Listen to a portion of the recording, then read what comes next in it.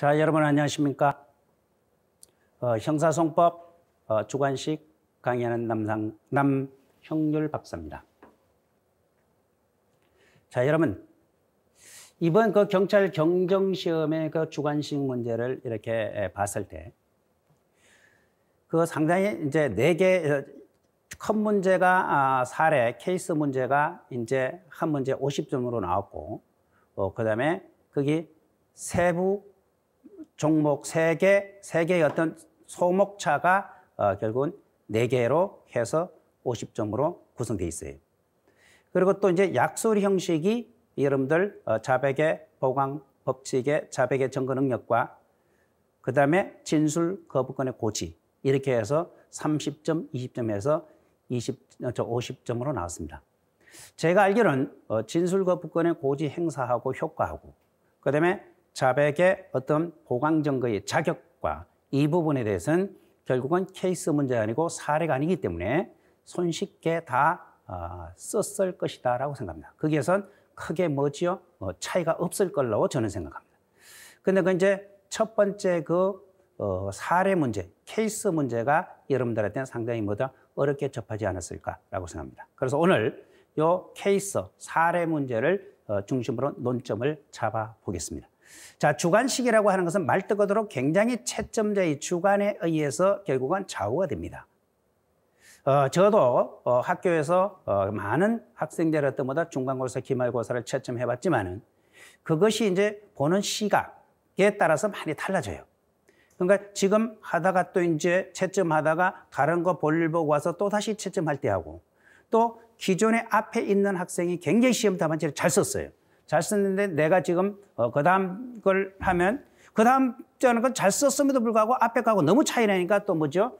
점수가 또 들어가는데 약간 1, 2점에 또 약간 차이도 있을 수 있고 반대로 앞에 사람이 별로 잘못 썼어. 그런데 아주 시험지가 별별 없어. 근데 이 사람은 약간 뛰어났는데 그 사람하고 비교가 되니까 점수가 또 거기서 또 좌우될 수도 있고. 그래서 상당히 제가 봐서는 객관식 시험 문제는 뭐냐라고 하면 이론의 여지가 없지만 주관식은 상당히 뭐죠? 결국은 말뜻 그대로 채점자의 주관이 개입될 수 있는 여지가 있기 때문에 적어도 한 1, 2점은 어느 정도 좌우될 수가 있을 것이다. 자, 그러면 왜 그럼 주관식은 그러면 이건 뭐또 주먹구구식입니까? 그건 아니죠. 일단은 뭐냐 하면은 주관식은 논점과 논점을 빠뜨리지 않고 써주려고 노력하셔야 돼요. 논점이 빠지면 안 됩니다. 항상 쟁점을 나누는 게 무슨 것이 문제가 되는가 그 부분에 대해서 확실히 정리를 하시고 그 다음에 두 번째는 뭐 된다? 글씨를 가능하다면 크게 쓰는 게 좋습니다.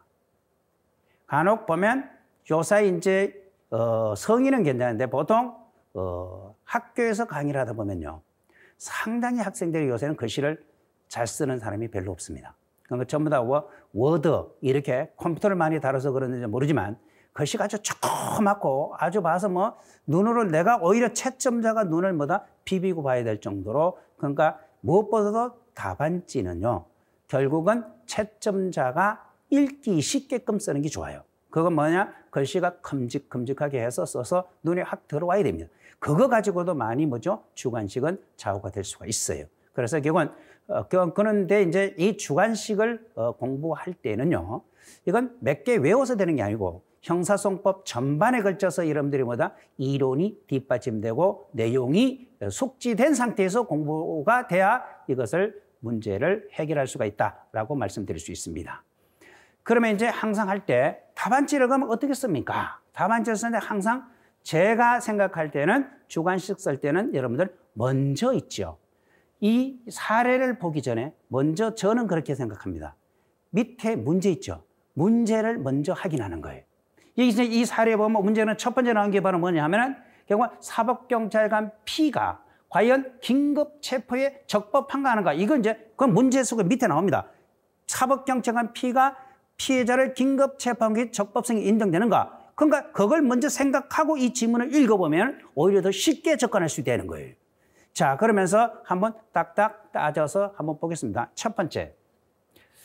그래서 먼저 밑에 여기 보면 사실관계 문제를 확인하고 그다음에 이걸 읽으면 아 밑에서 문제가 지금 뭐다 사법경찰관의 긴급 피해자 긴급 체포가 정당한지 부당한지를 따지는 거구나. 그럼 그걸 생각하면서 읽는단 말이에요. 그러면 논점을 파악할 때 훨씬 더 쉽게 파악할 수가 있다라고 봅니다.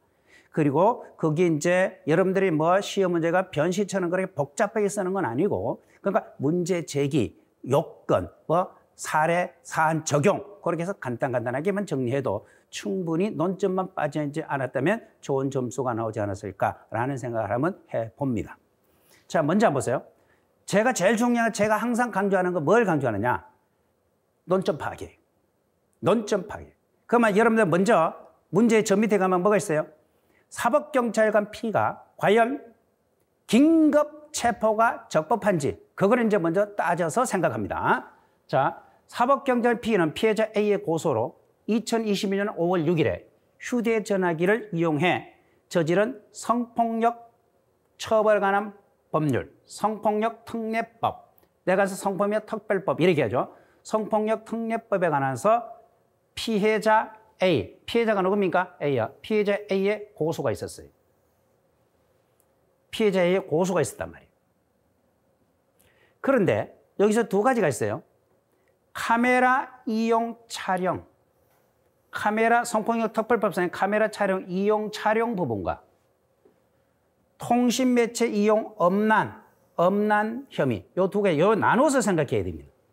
여러분들이 뭐든 이거 하나로 묶어서 생각하면 안 돼요. 카메라 이용 촬영죄하고 통신매체 이용 엄난죄를 수사하면서 두 개입니다. 두 개. 이거 조문 자체가 달라요. 촬영죄하고 엄난죄는 조문 자체가 따로 구성되어 있단 말이에요. 그러니까 이걸 두 개로 나누어서 일단 생각을 해야 돼요. 그리고 수사하면서 갑의 소재를 파악해, 피해자죠. 갑의 소재를 파악하기 위해 갑의 주거지와 직장을 탐문하였지만 갑은 직장을 그만둔 채 소재를 감추었다. 직장을 그만둔 채 소재를 감추었다. 그건 도망갔다는 거 아닙니까? 결국 얘는 못 들리려고 이미 벌써 도망갔다라고 얘기를 하는 거예요. 소재를 감추었다. 사법경찰 P는 갑의 소재를 계속해서 파악하던 중 21년 7월 6일 21시 30분경 갑의 내연내 어뢰 주거지 주변에서 노상에서 우연히 갑을 발견하고 우연히 갑을 발견하고 미란다 원칙을 고지한 상태에서 긴급 체포하였다. 여기 이제 1번이 나왔어요. 1번 시험 문제가 뭔지 아세요? 사법경찰관 P가 갑을 긴급 체포한 것이 적법한가라고 하는 겁니다. 적법한가라고 얘기를 하는 겁니다. 자, 그러면 여러분들 여기서 뭐를 알아야 됩니까, 여러분? 첫 번째 여러분들이 해결이 돼야 될 것이 뭐냐라고 하면 이겁니다.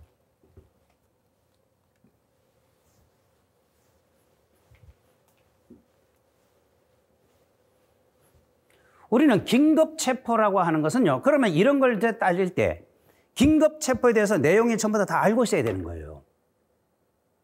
그러면 긴급체포가 되려면 긴급체포에 문제 제기해서 긴급체포에 있어서 적법 여부는 긴급체포의 적법성 여부를 따진단 말이에요. 그러면 문제 소재, 문제 제기 간단하게 적고 그다음에 긴급체포에 뭐 된다? 요건을 적어야 됩니다. 긴급체포 요건은 실질적 요건이 있고 뭐 된다? 절차적 요건이 있는 거예요.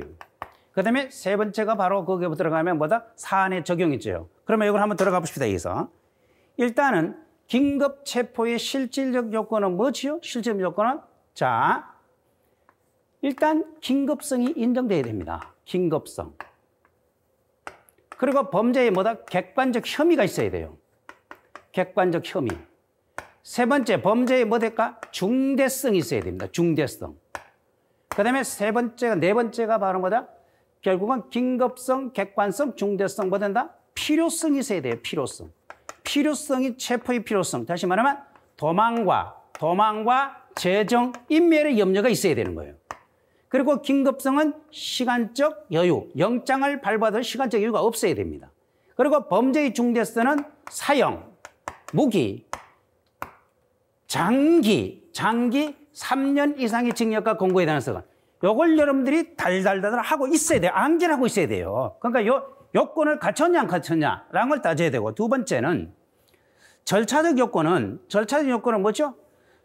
긴급 체포하는 체포 이유, 변호인 선임권, 변명의 기회, 이런 것들보다 절차적 요건을 구비했느냐 안 했느냐, 이걸 따져야 돼요. 변호인 선임권을 고지했느냐, 그러니까 범죄 사실의 이유, 그다음에 체포 이유, 이런 거를 반드시 고지를 해야 된단 말이에요. 자, 그러면 요 요건을 갖췄냐 안 갖췄냐, 요거만 따져 들어가면 됩니다. 자, 그러면 먼저 보세요. 이쪽으로 오셔서.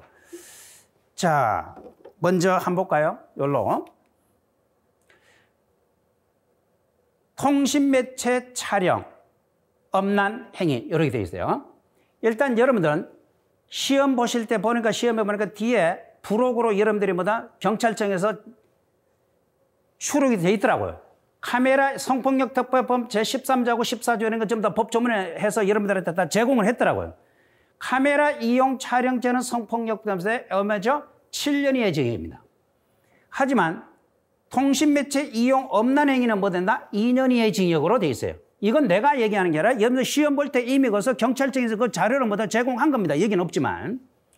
자, 그러면 여기서 이렇게 보고, 그 다음에 두 번째, 갑의 소재를 파악하기 위해 갑의 주거지와 직장을 탐문했지만 직장을 그대로 둔 채 자취를 감추었다. 여러분, 자취를 감추었다. 이거 도망갔다는 거예요.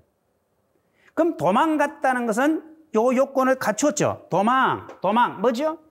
필요성. 필요성 뭐다? 도망과 재해 증거를 인멸할 염려가 있을 때는 긴급체포 요건이 됩니다. 그러니까 여기서 뭐죠? 이미 벌써 자취를 감추었다. 이게 바로 뭐다? 필요성 요건을 갖추었어요. 그리고 사형, 무기, 장기 3년 이상이거든요. 3년 이상인데 이거 보세요. 3년 이상이면 통신매체 이용 엄난 행위는 2년 이하이기 때문에 3년 이상이라고 하는 요건을 못 갖췄어. 이 부분에 대해서는 긴급체포가 불가능하지만 카메라 이용 촬영죄는 뭐다? 7년 이하이기 때문에 3년, 장기 3년 이상이 들어가기 때문에 요건은 뭐죠? 범죄의 중대성의 요건을 갖춘 겁니다. 요건 이제 뭔지를 아셔야 돼. 그리고 소재를 감췄다. 그러니까 이거 봐죠. 그리고 또 긴급성이 있어야 됩니다. 긴급성이 있는데 긴급성이 여봐요.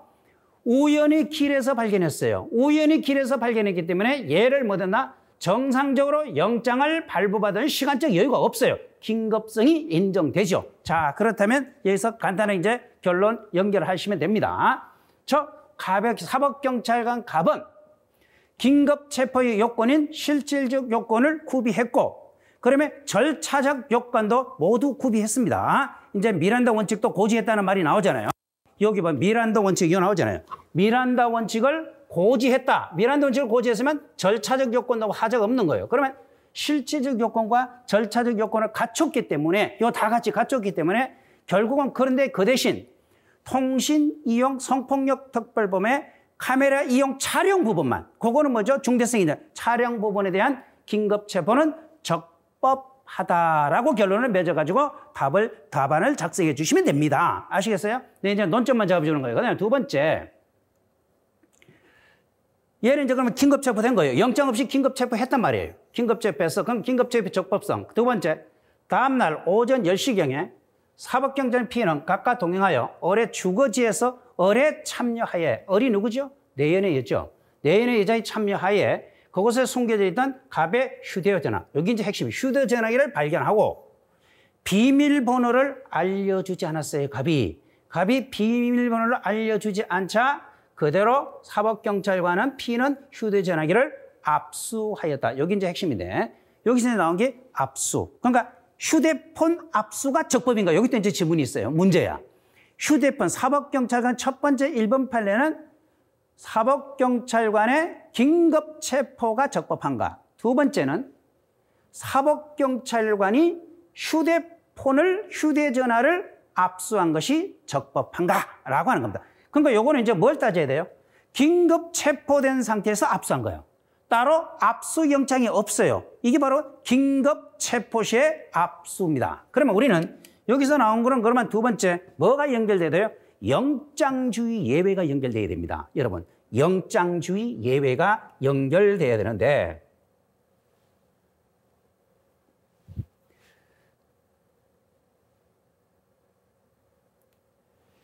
영장주의 예외가 우리는 자 일단 뭐다? 긴급체포. 긴급체포된 상태에서 뭐가 될까? 결국은 압수를 했단 말이에요. 그러면 이게 형사소송법 제216조부터 시작해서요. 우리는 218조, 216부터 218조까지가 영장주의 예외입니다. 영장주의 예외라고. 그러면 자 보세요. 첫 번째가 이제 여기 논점 잡으면 첫 번째가 뭐죠? 아까 첫 번째 문제가 긴급체포의 적법성. 두 번째 지문이 뭔지 아세요? 사법경찰관이 휴대전화기 압수. 휴대전화기를 압수한 것이 적법한가? 이거 경찰입니다. 영장 따로 없어요. 긴급체포된 상태에서 압수를 했단 말이에요. 이때 그러면 이건 영장주의 예외가 된단 말이에요. 영장주의 예외. 그러면 현행 형사소송법보다 영장주의 예외는 어디서부터? 형사소송법 제216조부터 218조까지 존재하는 겁니다. 그러면 216조부터 218조 이게 뭔지 아세요? 네 가지가 있거든요. 자, 다섯 가지 있구나. 첫 번째가 체포 구속의 목적의 수색. 두 번째, 체포 구속 현장에서의 압수수색. 세 번째가 긴급 체포된 자의 소유, 소지, 보관하고 있는 물건에 대한 압수수색 검정. 네 번째가 범죄 장소에서의 압수수색 검정. 그 다음에 이미 제출물에 대한 압수, 공판정 내의 압수, 이런 식이거든. 그러면 여기서 영장주의 예외를 다 훑어봐야 돼. 훑어보면 여기서는 뭐지요? 긴급 체포 시에 압수수색이기 때문에 요거는 어디에? 영장주의 예외 중에서 몇 조? 제217조 1항입니다. 217조 1항에 보면 뭐죠? 긴급 체포된 자. 긴급 체포된 자가 소유하고 소지하고 보관하고 있는 물건에 대해서 압수하고자 할 때는 우리 형사소송법은 24시간까지는 영장 없이 압수할 수 있고 24시간까지는 압수할 수 있고 그리고 사후에 계속 압수할 필요가 있을 때는 지체 없이 사후에 영장을 발부받아야 된다. 이렇게 돼 있단 말이에요. 아시겠어요? 24시간까지는 영장 없이 할 수 있고 압수를 계속할 필요 있을 때는 지체 없이 영장을 청구해야 된다. 이렇게 돼 있단 말이에요. 자, 그러면 여기서 그 조문, 이 조문을 알아야 된다니까. 이 조문을 모르면 못 푸는 거죠. 못 푸는 거죠. 자, 그러면 여기서 이제 또 넘어와서 여러분 이걸 한번 보세요. 그러면 얘가 긴급 체포했어요. 그러면 긴급 체포된 시점이 언제입니까? 이 앞으로 넘어가요. 긴급 체포된 시점이 긴급 체포된 시점이 요 보세요. 21년 7월 6일 21시 30분에 긴급 체포됐어요. 30분에 갑을 뭐죠? 긴급 체포한 겁니다. 그런데 24시간 긴급 체포된 자에는 영장 없이 24시간 이내에 영장을 뭐한다? 청구해야 된다 그랬어요. 자, 봐세요. 긴급 체포한 다음에 다음날 오전 10시에 결국은 뭐 된다? 행로가 쭉 주거에 침입했고 그다음에 침입해서 알려주지 않다 그대로 휴대전화기를 압수했습니다. 자, 보세요. 그러면 그 전날 21시하고 그러면 여기 한번 12시간 정도밖에 안 돼요. 그러니까 24시간 이내에 먹었죠? 결국은 얘를 뭐죠? 10시에 압수했으니까 이건 뭐 된다? 시간은 24시간 내에 압수했어요. 그리고 두 번째는 비밀번호를 알려주지 않았어요. 근데 여기 이제 문제는 또 여기 문제가 뭐냐 하면 이거 봐요. 휴대전화기를 압수했잖아요. 그럼 압수했으면 원래 압수할 때 영장주의 예외 그다음에 두 번째는 휴대전화를 압수할 때는 우리는 원칙적으로 뭐죠?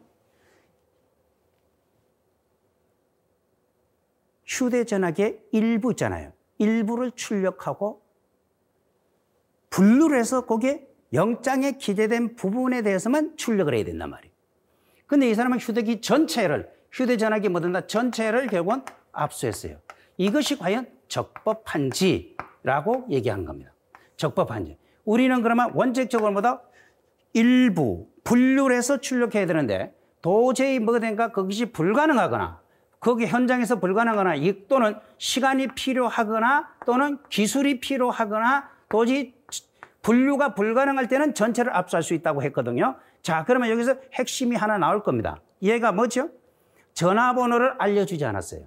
전화번호를 알려주지 않았기 때문에 이때 경찰에는 전체를 일부를 출력할 수 없고 일부를 압수할 수 없고 휴대전화의 내용의 일부를 압수할 수 없고 전체를 압수할 수밖에 없었다라고 한 것을 해결할 수가 있습니다. 자, 그럼 이제 이렇게 이제 있고 그다음에 이제 가장 이게 이제 큰 겁니다. 여기서 보면 이게 또 뭐가 나와요? 아니, 사법경찰은 P는 말이에요. 압수한 휴대전화기에 대한 디지털 포렌식을 실시한 결과 피해자 A에 대한 자료 외에 여기서 이게 가장 큰 거예요. 그러니까 포렌식 작업을 하니까 원래 고소를 누가 한 거죠? A가 이용 음란 행위하고 촬영 부분에 대해서 고소를 했단 말이에요. 그것을 조사하다가 갑을 긴급 체포한 거예요. 근데 갑의 전화를 갖다가 포렌식 하다 보니까 피해자 A가 아니라 뭐다? B와 C, 다른 사람. B와 C와 D에 대한 성폭력 특별법상의 이용 음란 혐의, 음란 행위에 대해서도 또다시 자료가 섞여져 있어요. 거기에, 핸드폰에. 이럴 때는 그러면 이거는 분명히 경찰이 사후에 영장 발부받은 건 뭘까요? 피해자 A의 고소로 해서 영장을 발부받았는데 그 포렌식 작업을 하다 보니까 전혀 예기치 못하는 B와 C, D에 대한 피해자에 대한 음란 행위에 대한 것도 들어있더라 이거야. 이런 경우도 그러면 경찰은 추가로 확보한 겁니다. 추가 자료를 확보했을 때 이게 경찰 행위가 정당한지 이걸 따져야 되는 거예요. 자, 영장에는 분명히 뭡니까? 피해자 A의 고소로 나온 부분만 기재가 되어 있단 말이에요. 근데 이게 바로 그러면 잘못하면 요 뒷부분 B와 C, D에 대해서는 따로 영장을 발부받든지 아니면 포렌식 작업을 중단하든지 이렇게 해야 되는데 이걸 추가 확보해서 사후에 따로 영장 발부 없이 사후에 영장을 신청하지도 않은 상태에서 B와 C에 대한 피해자 B와 C에 대한 것에 대한 자료도 확보한 것이 이것이 과연 별건 압수 아니냐. 별건 압수 아니냐. 별건 압수면은 이건 바로 뭐다? 위법이거든요. 별건 압수는 불가능해요. 이럴 때는 사후에 따로 영장을 요거에 대해서 조사를 할 때는 따로 영장을 발부해야 되는데 따로 영장을 발부하지 않은 상태에서 이루어졌다면 이게 피해자 A의 고소 사건과 요 B, C, D에 대한 피해자하고 요것에 대해서 어떻게 볼 거냐. 그게 가장 핵심입니다. 그걸 여러분들이 적어줘야 돼요. 그런데 이제 불행하게도 경찰은 사후 영장을 신청하지도 않았습니다. 신청하지 않고 가번 디지털 포렌식을 실시 전과 추가자료 확보 당시 참여권을 통지받았어요. 그러니까 참여권을 요건 이제 탕여권을 통지받았지만 본인이 나 참여하지 않겠다. 의사표시를 명백히 밝히기 때문에 이건 절차상의 문제는 없겠다. 이렇게 생각할 수가 있습니다. 자, 요걸 이제 가장 여러분들이 이것을 사실상 뭐가 된다? 해야 됩니다. 이걸 뭘 해야 되느냐라고 하면 가장 핵심이 이게 사실관계를 파악하는 것이 매우 중요하다라고 생각할 수가 있습니다. 추가 자료를 확보했다라고. 그 다음에 또 뭐죠? 한편 우연히 피해자 A에 대한 갑의 범행 현장을 목격한 병이 또 나타납니다. 병은 사법경찰관의 피해 요구에 따라 참고인으로 출석하여 진술서를 작성하였으나 여기 뭘까요? 참고인 진술서입니다. 참고인을 출석해 참고인 진술서. 여러분 뭐죠? 참고인 진술서는 뭐죠?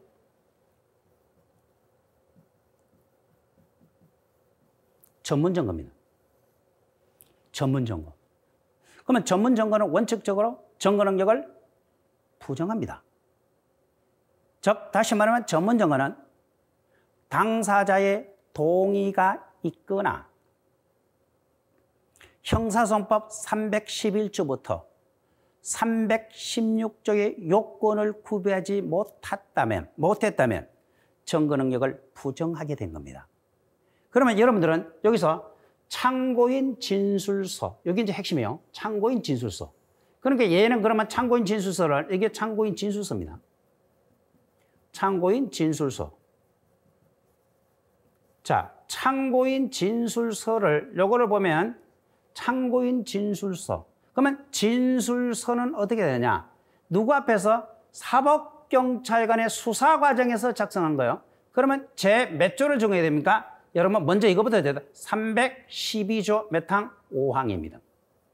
312조 5항이 뭐지요? 312조 5항이 뭡니까? 312조 5항이 수사 과정에 작성한, 수사 과정에서 작성한 진술서는, 수사 과정에서 작성한 진술서는 312조 1항에서 312조 4항을 준용한다. 이렇게 되어 있을 거예요. 조문이. 그러면 이것은 312조 5항을 311조 1항부터 312조 1항부터 4항을 준다. 이거는 참고인 진술서니까 이건 수상에서 312조 몇 항? 4항. 4항을 우리는 검토해 봐야 됩니다. 이게 바로 참고인 진술조서거든요. 수사인에서 참고인. 이걸 검토해 보고. 그다음에 그러니까 312조 4항의 요건을 갖춰야 돼요. 요건을 갖추어야만이 병의 진술서는 증거 능력이 인정되는 거예요.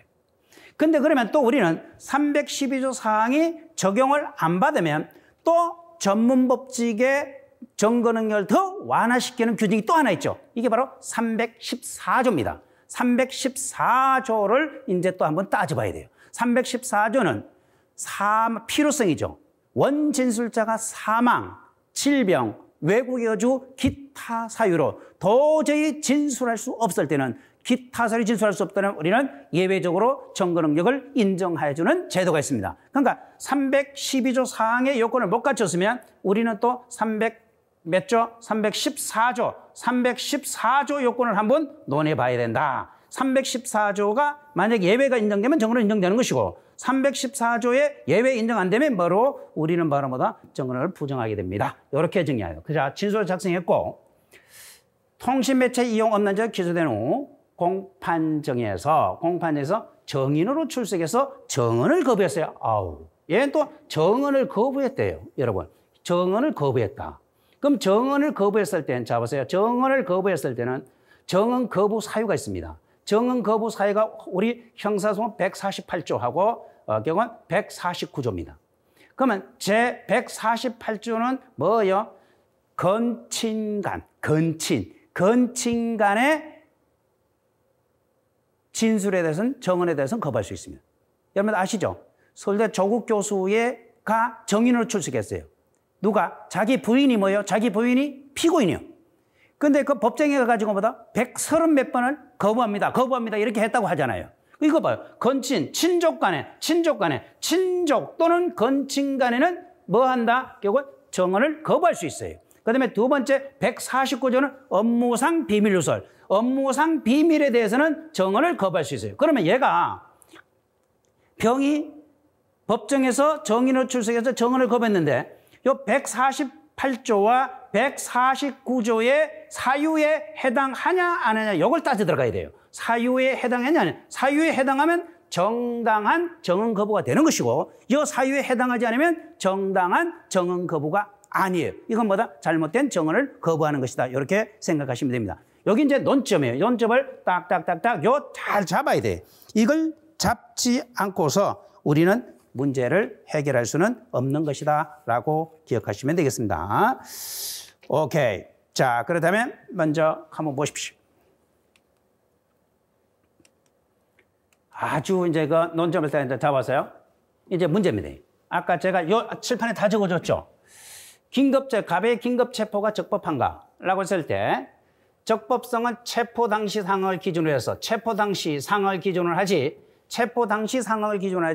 사후의 객관적 상황을 기준으로 한 게 아니에요. 긴급체포유권 절차를 준수 여부를 따져야 됩니다. 그러니까 내가 이걸 하는 것은 말씀은 다 드렸어요. 그러니까 여기에 맞춰서 여러분들은 뭐다? 이걸 써줘야 돼요.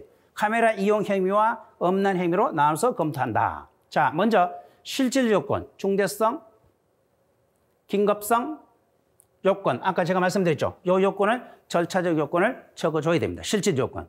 그 다음에 절차적 요건. 미란다 원칙 고지했죠?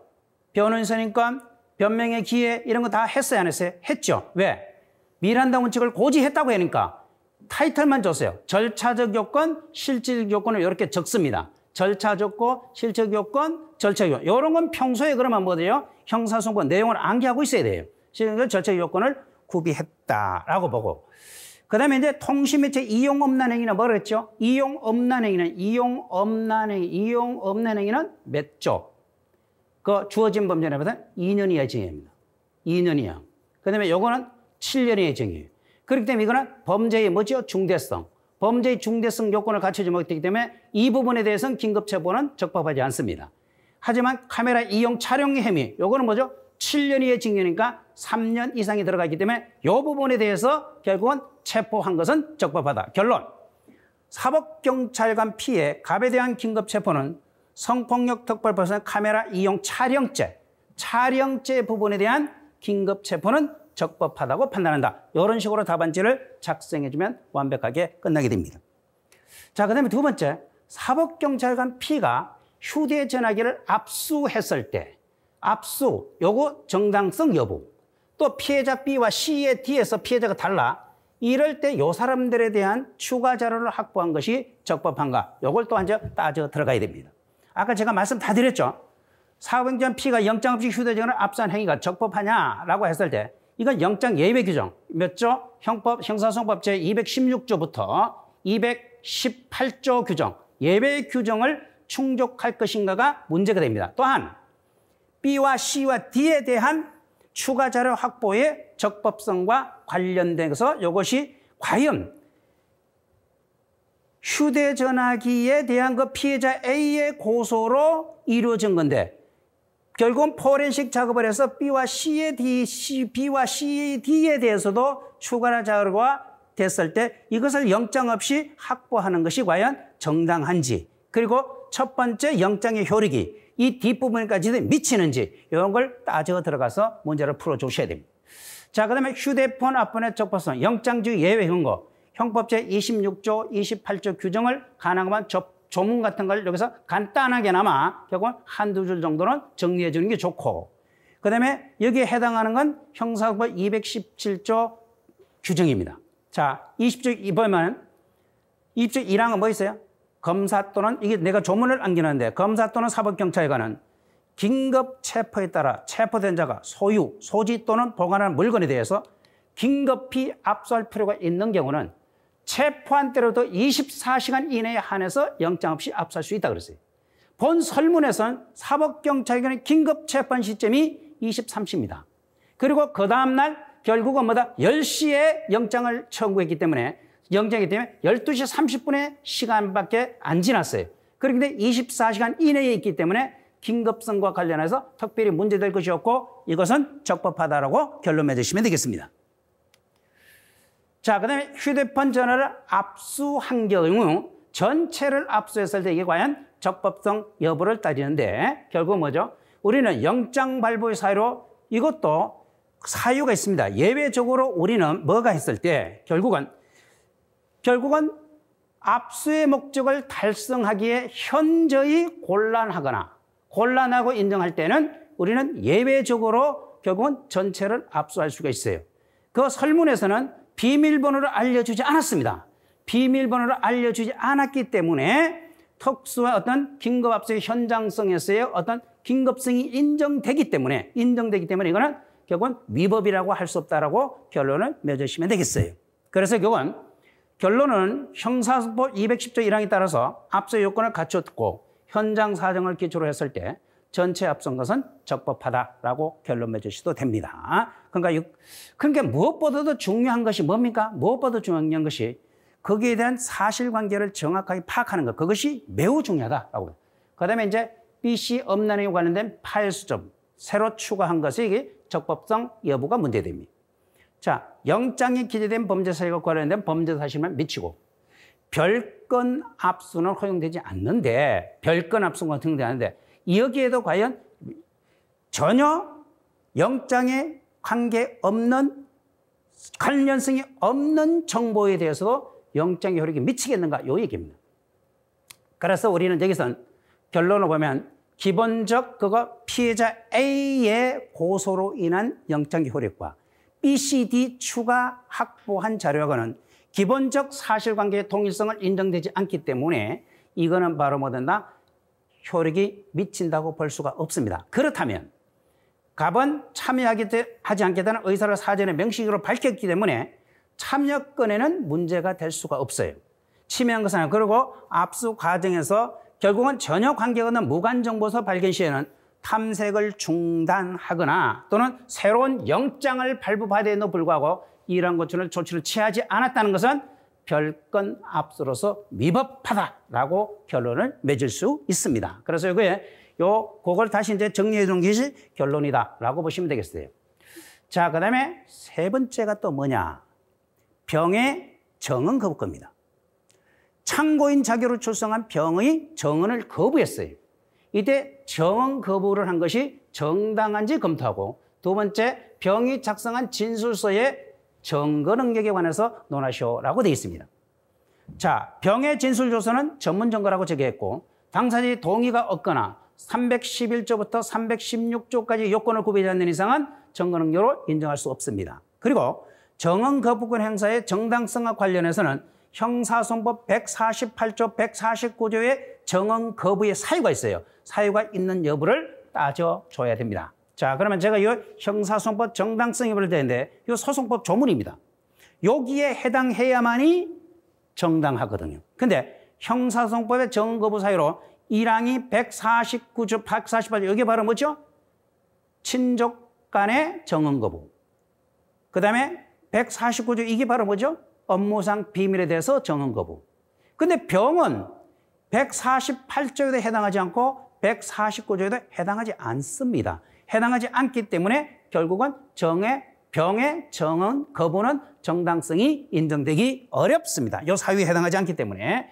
자, 그래서 설문에서 병은 위의 정언 거부 사유에 해당하지 않기 때문에 정언 거부권, 우리는 거부권자로 볼 수는 없고, 그렇기 때문에 정언 거부권 행사는 정당하지 못하다라고 결론 맺으시면 될 것 같아요. 그 다음에 병의 진술의 증거 능력. 이거 한번 보세요. 병의 진술의 증거 능력.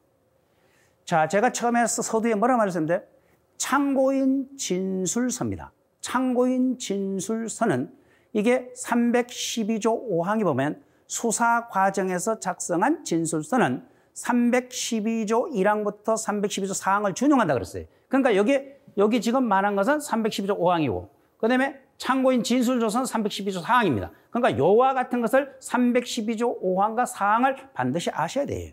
이 조문이 숙지되지 않은 있으면 이 지문을 풀 수가 없어요. 그래서 병의 진술서는 수사 과정에서, 이게 이제 312조 5항입니다. 수사 과정에서 경찰관 요구로 작성된 제312조 5항에 따라서 증거 능력을 판단해야 합니다. 따라서 병의 진술서는 312조 4항에 따라서 검사 또는 사법경찰관이 피고인 아닌 자의 진술을 기재한 조서는, 요건 이제 내가 조문을 옮긴 거예요. 사법경찰관 앞에서 진술한 내용과, 자, 보세요. 작성된 서, 첫 번째, 적법한 절차로서 작성돼야 되고, 두 번째, 진술한 내용과 동일하게 기재돼요. 이게 실질적 성립이 인정돼요. 동일하게 기재돼야 되고, 세 번째, 원진술자를 신문할 수 있어요. 여기 바로 뭐죠? 반대신문권의 보장입니다. 반대신문권의 보장이 있어야 되고, 그 다음에 턱신 상태가 있어야 됩니다. 요 네 가지 요건을 갖춰야 됩니다. 조문에. 다시 한번, 적법 절차에 작성돼야 되고, 두 번째, 실질적 성립이 인정돼야 되고, 세 번째, 반대신문권이 보장돼야 되고, 네 번째, 턱신 상태가 있을 때만 병의 진술은 형사소송법 312조 4항에 의해서 증거 능력을 인정할 수 있는 거예요. 하지만 병은 아까 뭐라고 했어요? 정언을 거부했다 그랬죠.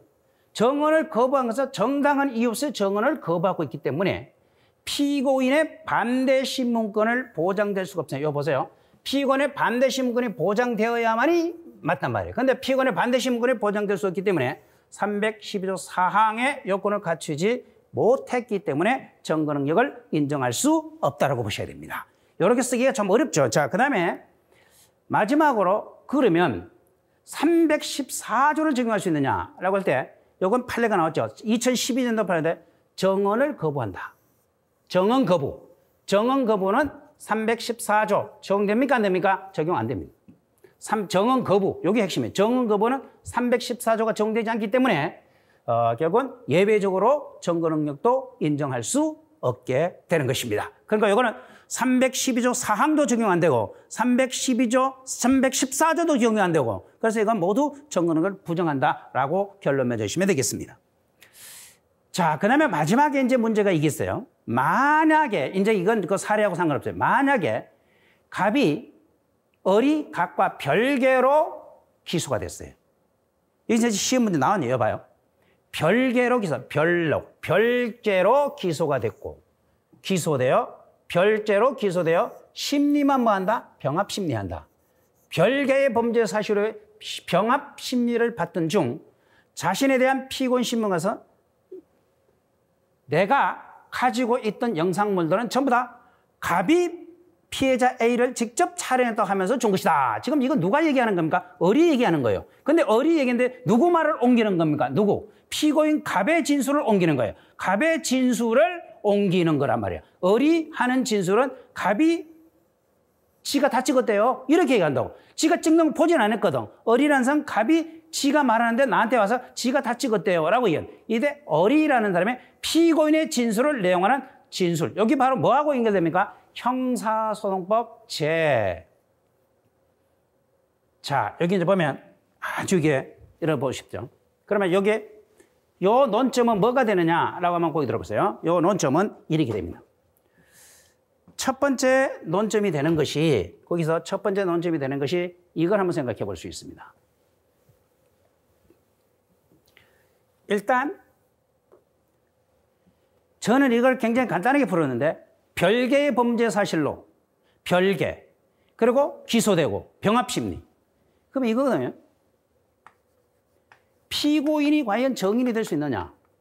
정인이 될 수 없습니다. 그런데 문제는 공동피고인입니다. 공동피고인이 과연 정인이 될 수 있느냐? 공동피고인이 정인될 수 있느냐라고 해요. 공동피고인. 공동피고인이 정인될 수 있느냐라고 해서 우리 판례는 이렇습니다. 두 가지로. 자, 공범관계에 있는 공동피고인, 공범관계에 있는 공동피고인과 관계에 없는 공동피고인 다르단 말이에요. 공범관계에 있는 공동피고인은 정인 적격이 인정 안 됩니다. 하지만 공범관계에 없는 공동피고인 시험 문제 나오면 어떻게 나와요? 요거는 이렇게 표현합니다. 별개의 범죄 사실로 기소돼요. 별개의 범죄 사실을 병합심리한다. 이런 말이 나와요. 별개의 범죄 사실을 병합심리한다. 이렇게 할 때는 이럴 때는 바로 뭐 돼요? 정인의 지위가 인정됩니다.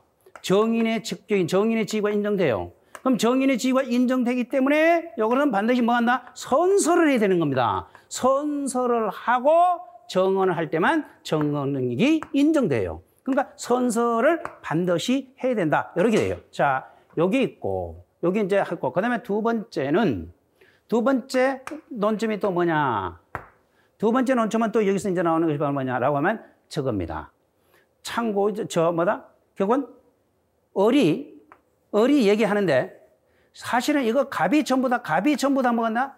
지가 사진 촬영한 거래요. 을의 진술이에요. 을의 진술이 이건 바로 뭐죠? 전문 진술인데 피고인의 내용을 옮기는 제3자의 진술이에요. 제3자의 진술. 다시 말하면 몇 조? 형사소송법 제316조 몇 항입니까? 1항이에요.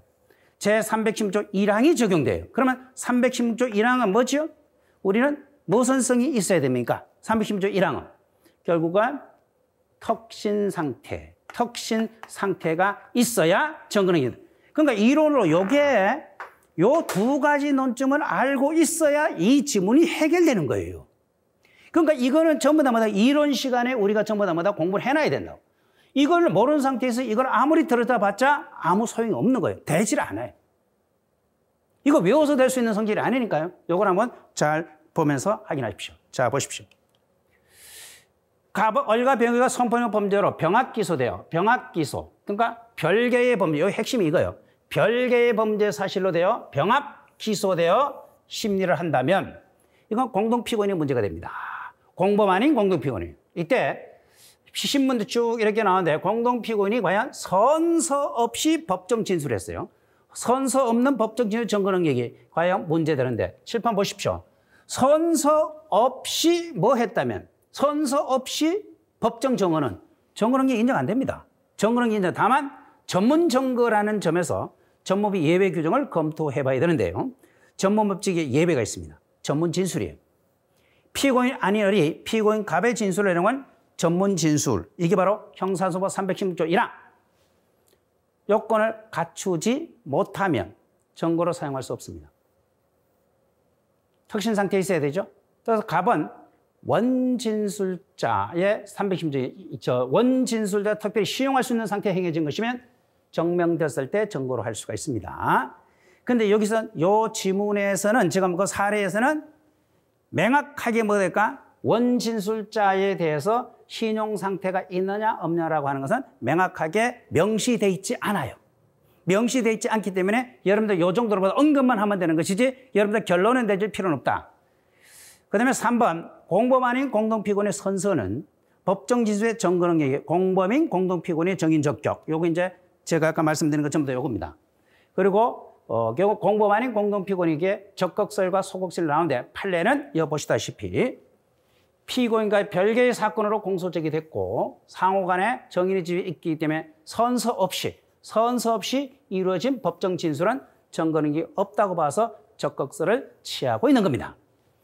그래서 사안의 적용은 어른 공범 아닌 공동피고인으로서 선성력이 있는 자입니다. 그럼에도 불구하고 선서 없이 행해진 을의 법정 진술은 증거 능력이 인정될 수 없다라고 결론을 맺으시면 됩니다. 이것이 여러분들 이렇게 그래서 결론을 이제 이렇게 맺어지시면 되는데 사실 이게 제가 이제 이게 문제를 이렇게 풀면서 이렇게 제 나름대로 공부를 하면서 이렇게 했는데 이게 사실은 그 주어진 시간 내에 이게 찾기가 논점을 찾아서 이렇게 적기가 그렇게 쉽진 않겠다라는 생각을 가지고 봅니다. 자, 그래서 여기 보면 굉장히 좀 복잡하죠. 복잡한데 요건을 딱 보면 이 처음에 딱 봐서 문장이 되게 길고 쫙 돼 있어서 그래서 가장 중요한 것이 뭐냐라고 한다면 여러분들은 논점을 잡는 거예요. 쟁점을 정확하게 잡아서 거기에 그럼 논점 잡는 게 어디에 잡아요? 기본적인 이론이 공부가 돼 있어야 됩니다. 긴급체포, 압수수색 이런 것들이 전부 다 기본적으로 조문이 암기되어 있고 이해가 된 상태에서 이게 사례가 풀려나가는 것이 그저 대충 해서 해결될 수 있는 성질은 아니다라고 생각합니다. 자, 요것만 좀 정확하게 이해하시고 그 다음에 그 뒷부분에 진술 거부권의 고지하고 진술 거부권의 고지라든지 아니면 자백의 보강 증거 관련된 부분은 제가 모범 답안을 그냥 제시해 놨어요. 그러니까 그걸 여러분 참고로 보시면 되지. 그거는 제가 봐서는 그 30점짜리, 20점짜리는 시험을 잘 보셨을 것이다라고 저는 생각합니다. 왜요? 그거는 누구든지 쉽게 쓸 수 있는 지문이거든요. 근데 이 앞에 그 사례 나온 거, 이 부분은 좀 신경을 많이 좀 쓰셔야 되지 않을까. 제가 강조하는 게 다시 한번 강조하지만 딱 문장을 딱 이렇게 보고 문제를 보고 논점을 찾는 게 가장 중요한 거예요. 내가 그래서 하나하나 읽어주면서 다 논점 찾았죠.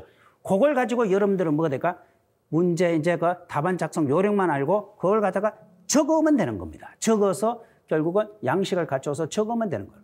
근데 그게 무엇보다도 결국은 뭐죠? 내용이 머리에 담아 놓지 않으면 전혀 손을 못 댈 수 있을 것이다 라고 생각합니다.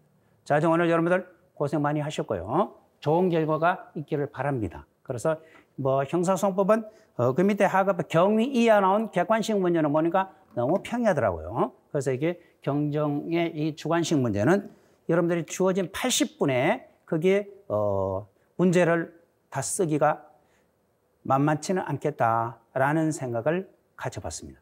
여러분 좋은 결과 있기를 바랍니다. 다음에 베리타스 한간에서 만나 뵙기를 기대합니다. 고맙습니다.